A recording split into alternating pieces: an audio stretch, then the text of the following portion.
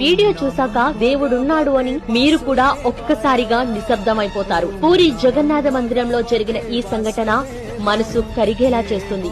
2 నెలలుగా కోమాలో ఉన్న తన కొడుకును తండ్రి చేతుల్లో పట్టుకుని దేవుడి ముందుకు తీసుకువెళ్లాడు. డాక్టర్లు స్ట్రైట్ గా చెప్పారు, హోప్స్ పెట్టుకోకండి, తిరిగి రావడం అసంభవమని. కానీ ఆ తండ్రి మనసులో మాత్రం ఒకే మాట, నా బిడ్డ ఉంటే అది జగన్నాథుని దయతోనే. గేటు దగ్గర ఆపినా ఎవరెంత అడ్డుకున్నా నా దేవుణ్ణి చూడాల్సిందే అని ఆ తండ్రి గట్టిగా అరిచాడు, గొడవపడ్డాడు.